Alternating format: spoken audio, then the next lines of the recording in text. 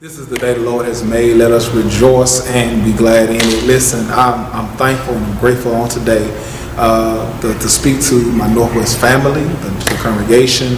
I want to first apologize for today that we've had some technical difficulties when it comes to our Facebook Live and our YouTube Live for the last few weeks. We've been trying our best to make sure that you have experienced this great worship experience. However, it has been challenging, no doubt. And so what I'm encouraging you to do today, sometime you'll see the worship experience streamed back out, so go back and look at it. And so this has been very challenging for us as me and Brother Newsom is trying to lead and trying to make sure we do what's right and what's best by the congregation. So what we want to do, we want to talk about what it looks like by us coming back together in phases. So our phase one of us coming back together, we would not meet inside of the building. We would do a parking lot worship.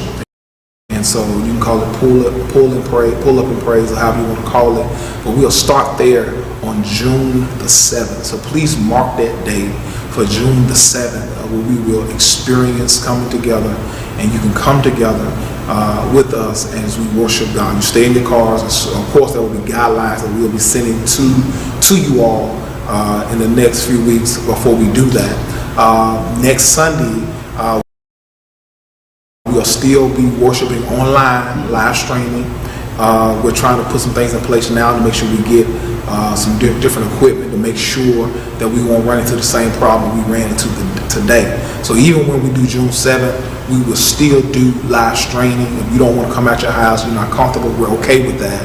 But those who want to come, and it'll be good to see each other, even when we're in our cars, we'll be able to worship together as a collective body. So we want to encourage you to do that. And with you, in regards to the virtual, day and age now, technology has a mind of its own.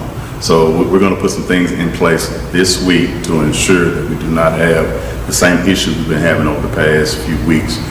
Please, guys, we really do apologize, but we know that you guys are hungry for the word, and we'll make sure the word is being heard across, not just here in South Haven, but the entire world. Yeah, so thank you so much for being patient. I do want to commend the Northwest Church because you have responded to this global pandemic in a wonderful way. You're still serving, doing ministry, giving of your time, your talent, and your treasure. And I know God is pleased, and the work that you do for His sake is not forgotten. I want us to remind us that the church will never close. Yes, sir. That the church building was closed, yes, but the church has always been open. And so I'm thankful that we have a body of believers here at the Northwest Church of Christ where we know the importance of doing ministry. You've been on Zoom, you've been participating in all type of things we're trying to do. So we encourage you to continue to do what you're doing. And when you say building church, I want to thank you for the lessons you taught us. I can't remember back when, but you taught us that this is just brick, sheetrock, and wrappers.